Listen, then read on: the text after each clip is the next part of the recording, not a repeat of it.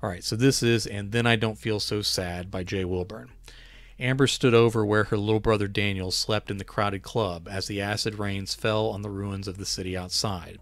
Everyone here had been caught off guard. Not all rains were acid, but the ones that were killed survivors in excruciating pain.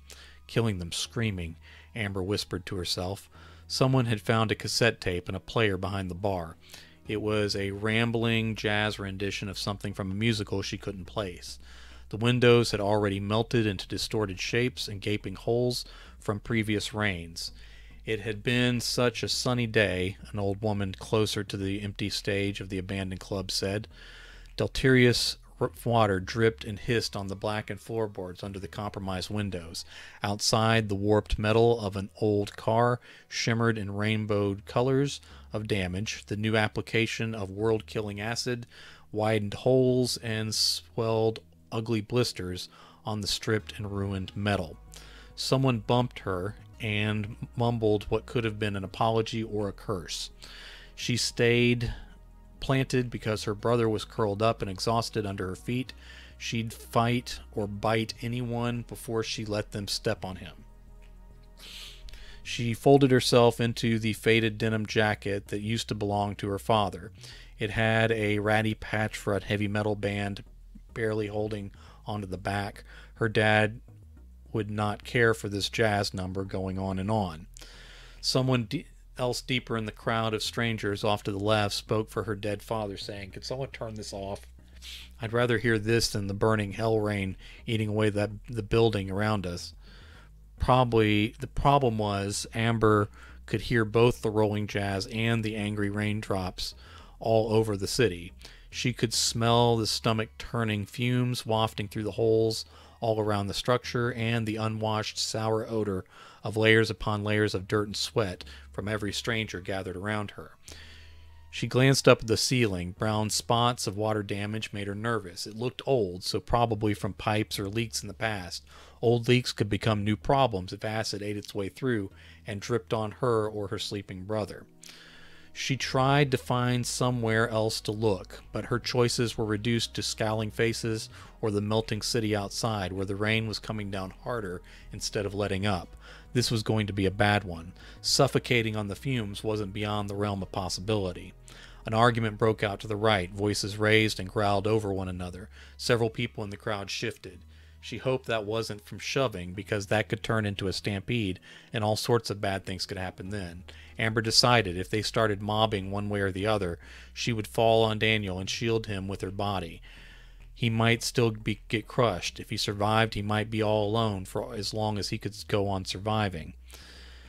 She hugged the long sleeves of her father's jacket around her chest. It smelled dirty and like him, breaking her heart. More clipped speech spread through the room. A couple people yelled, "Shut up," or "Calm down," which, as far as Amber could tell, never shut up or calmed down anyone in the history of shutting up and calming down. The endless jazz might not be hurting, but wasn't helping either. Amber grumbled out louder than she intended. God, I hated crowds in these clubs even before acid started falling from the sky. A few people laughed. It surprised her. It also scared her for reasons she couldn't articulate. "I'd kill to get to go to a club again. We should be so lucky," someone said behind her. Others shouted him down. Amber shook her head and said, "I hated arguments on social media. I'm glad those are gone too." More people laughed, and apparently that distracted folks from the arguments that had been escalating around fringes of the room. Now see, I have to put a word in here, but I don't have a lot of room, so if I put in a word, I got to cut a word. Around the fringes of the room. For a moment, the only sounds were smooth jazz and the plopping, hissing rain. Someone else said, "I hate alarm clocks." I'm going to take out the "I'm" here. Glad those are gone. Alright, so I'm back to 1,000 words. I really shouldn't be cutting it this close, but the contest says 1,000 words or less. Someone else said, "I hated alarm clocks. Glad those are gone." A woman near the front called, "I hated conference calls. The fact I don't have to talk to a checkerboard of my former co-workers is a bonus."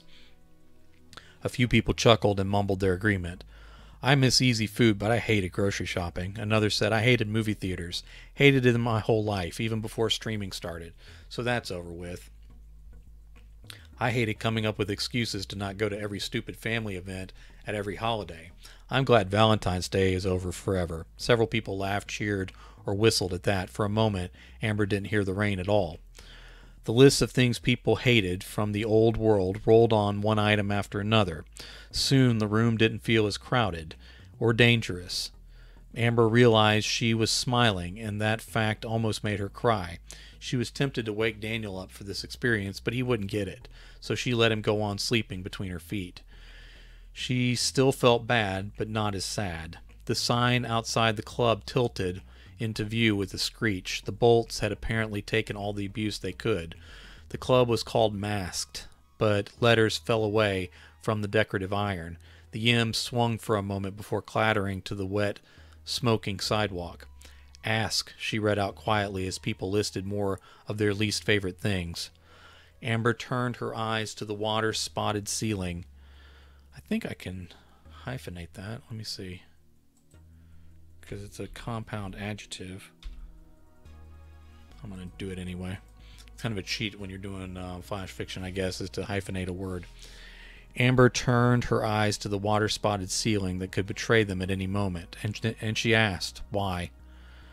The 20-minute jazz track ended with canned applause from people who probably died long before the world did, and a few people in that club actually clapped too.